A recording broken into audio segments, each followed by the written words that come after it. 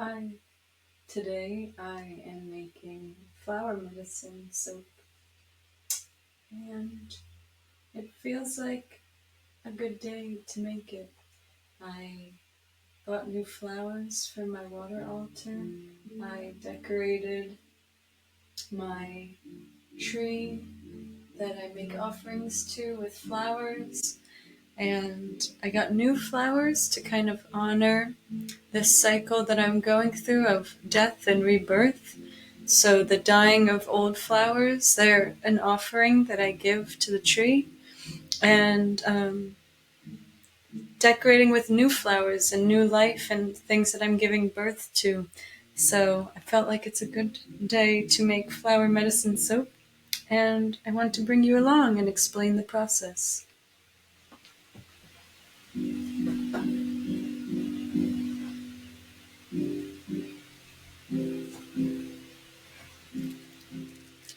These are all soaps from the first flower medicine I ever made. And that was not originally its name. Originally, it had no name. I made these out of flowers from a bouquet that I bought myself when I had a second miscarriage. And I bought myself a bouquet of flowers. When they were dying, I hung them up to dry.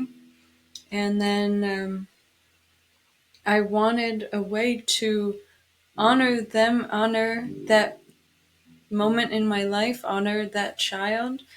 So I wanted to honor them and kind of commemorate these flowers and preserve them in a way that I could reconnect to them and reuse them. And so the flowers made a bunch of batches, 2 batches of soap. As you can see, they're all different sizes because I didn't want to cut up the soap, or I didn't want to cut up the flowers. So they're all different flowers, different sizes, and I keep some for decoration. I use some, and some I gave away to people who I felt could use that medicine too. So a beautiful way to honor things, to say thank you, to make beautiful, to make beauty. They are beautiful. And flowers teach us so much about life and death, about being all that we are in the time that we're here. Because one day we won't be here. We have a period of our prime, you can call it, and our blooming. And while we're here, it's important to bloom as much as we can so that others can benefit, so that we can say that we've truly lived, so that bees can drink from us. So flowers teach a lot. They teach about blooming, about being all that you are, about giving, that being open is the way that we receive and give at the same time. And the only way is to be open. The only way to receive is to open. And the only way to give is to open. So I decided to continue to make soap with flowers because I make the soap with rose, a lot of rose. And rose is so healing physically, literally heals scars and wounds and burns, but it also heals scars emotionally. And so when I had this wounding, this death that really took place inside of me, this flower soap was such a beautiful way to heal all of that, to heal these wounds, the physical and the emotional. And it just felt like this ray of sunshine. And people loved the smell. People would come and smell the soap and they were like, oh my god, this is amazing. Do you have any? And I didn't necessarily want to sell the ones that I made for me, but I wanted to make them for everyone. So I still buy flowers from my farmer's market, from Hickory Heart Meadow. Has some of the most beautiful dahlias. Some road stands around me that have dahlias. They tend to be some of my favorite flowers.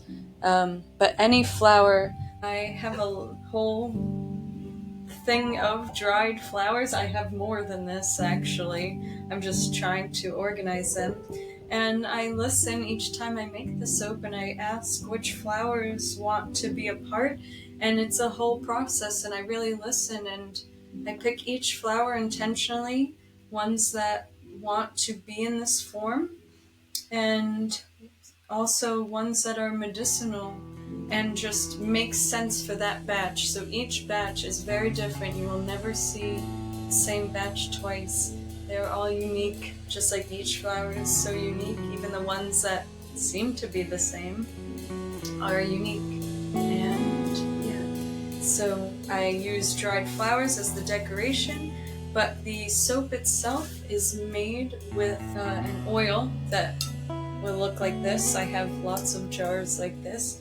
That is olive oil, and inside are different flowers, different dried flowers. So we have lavender, chamomile, rose, yarrow. There's different herbs as well, like rosemary, eucalyptus,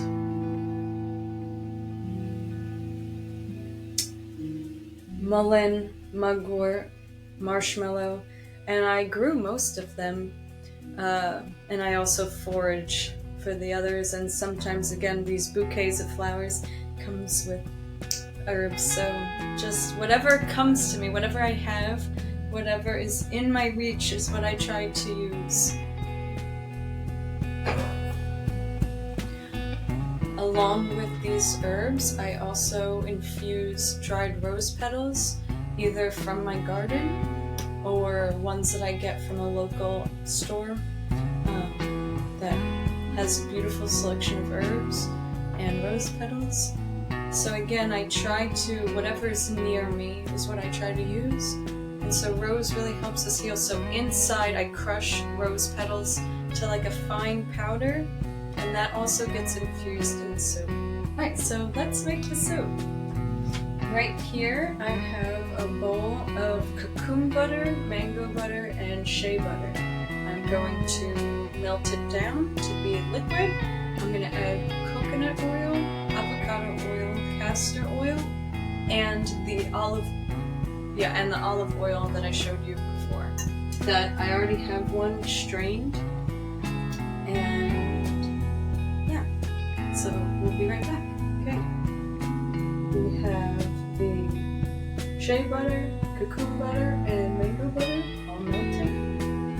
It's really hot. And now we're going to start to add some of the other ingredients. The next step is why a lot of people don't want to make soap, which is because you work with a chemical called lye. This is made with spring water that I collect locally, that I drink, that I bring offerings to, that I pray to and sing to every time I go and collect water. And it's very beautiful, clean water. So I made this last night. I'm going to add the lye water to the fats, and this is what's going to begin the saponification process. This is how you make soap. Lye was traditionally made using ash from fire.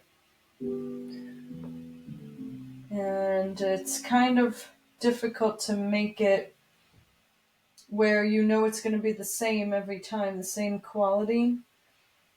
Um, so I guess it's best to use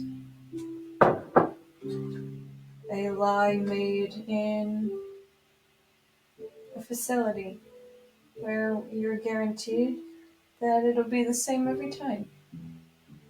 So as you can see, I'm mixing the lye with the fats. If you were to mix it by hand like this for a long time, you'd eventually get a thicker oil, a thicker consistency. So to save time, we use an immersion blender.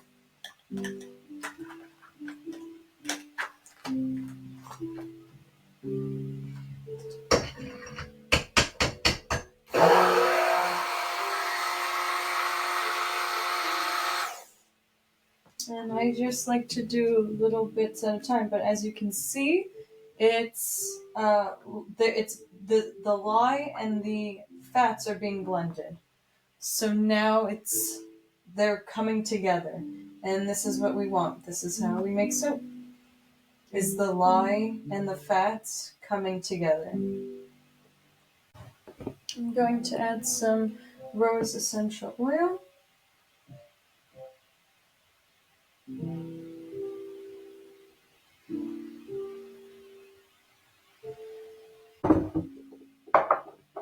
I'm going to crush some rose petals to put in. I thank the rose.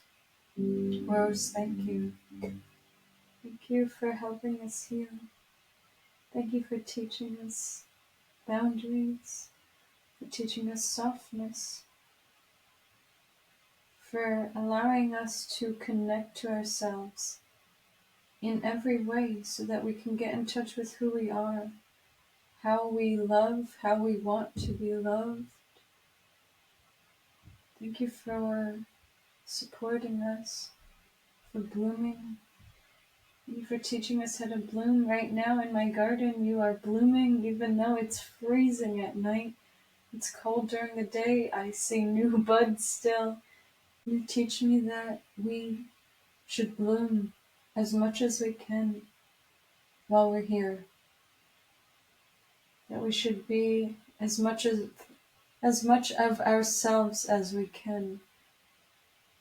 I thank you for joining me in making this medicine. Thank you for being our medicine for us to heal in the ways that we can when we meet you. Thank you for being an ally and a friend to me, for being in my life. Thank you. Thank you for joining me in being this medicine. Please help others heal. Help us heal so that we can help others heal, so that we can walk a better path, a path that is nourishing, not only to ourselves, but the people around us. That is what nature teaches us always, is to be nourishing, to be nourished. We cannot grow without nourishment. So thank you for these teachings.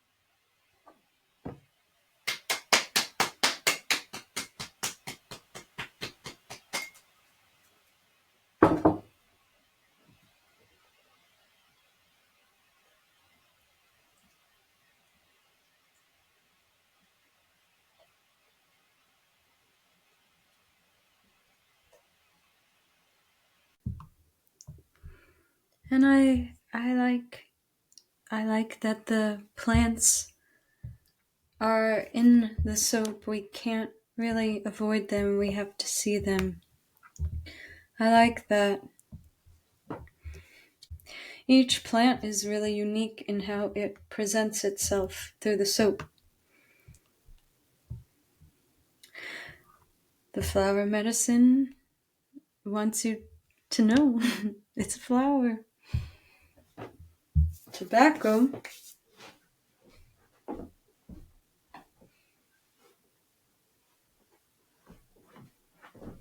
Tobacco, however, is very clear. It's just tobacco. It's not any kind of fancy design. I think it wants to be this way because tobacco itself is very clear. It brings us a lot of clarity. And so that's all it wants to show you is you and it. The plants that I work with have a different agenda. Even water. It is water. The rose always takes a new shape each time, a different type of beauty.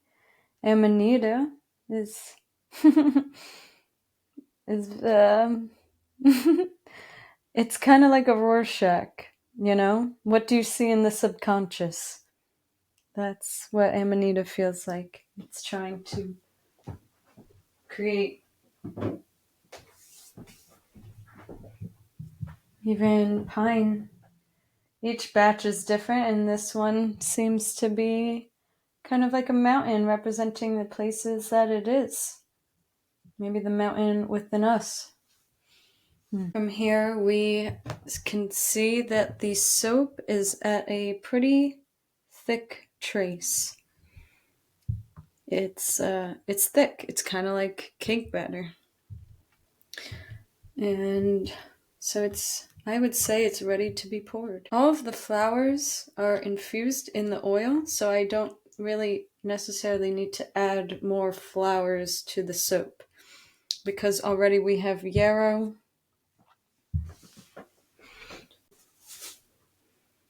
We already have yarrow infused in the soap. This is some yarrow left from my garden. So yarrow was traditionally used to heal, to stop bleeding. So as a tincture or even just taking, it's good to have yarrow with you. You can literally just take the flower and help stop the bleeding that way, or in tincture form. So it's just it's healing. It's very healing. And it's sweet. We have goldenrod infused as well.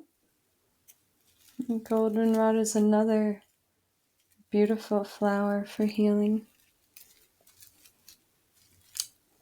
Especially in spiritually, I would say it heals the solar plexus, our confidence, how we feel about ourselves. Although rosemary isn't a flower, I really love using it in soap. Rosemary is a very special herb to me.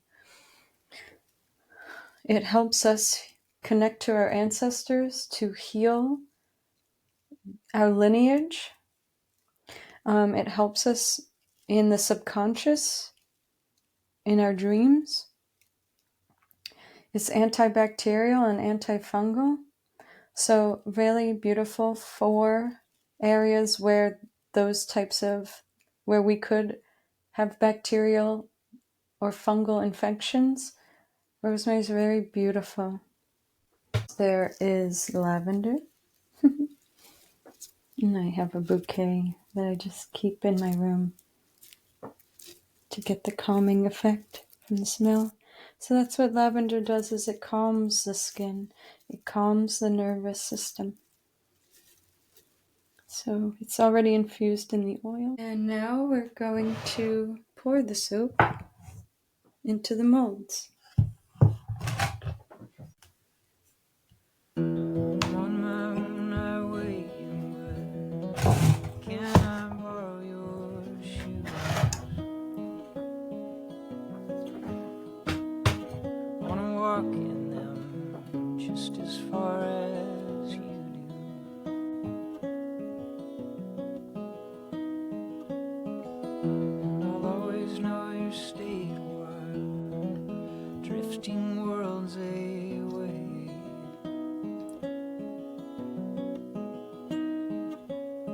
longing to encapsulate us while slowly leaking life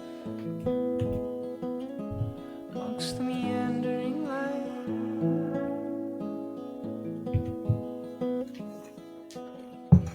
Just seems to slip right by me on the windows.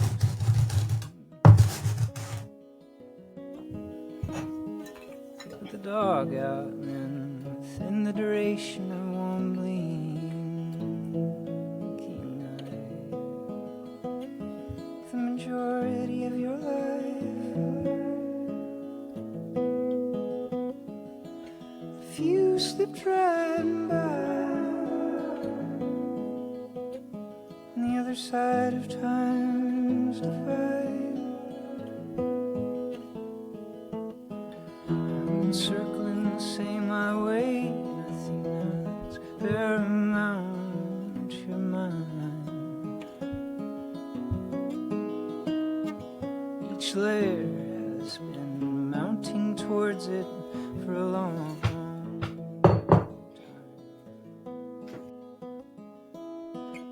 So I guess I'll head that way and just plan to connect with you down the line.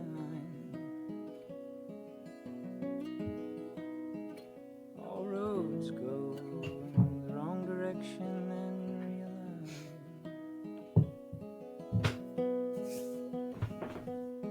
I was just seeing if anyone was there, wondering if you're home. If you were to knock on me, I'd still open the door for sure. Couldn't adore you more. So we've collected some flowers. I just start to figure out what makes sense to me. What flowers make sense. Maybe I make a theme. I can even use some rose and lavender.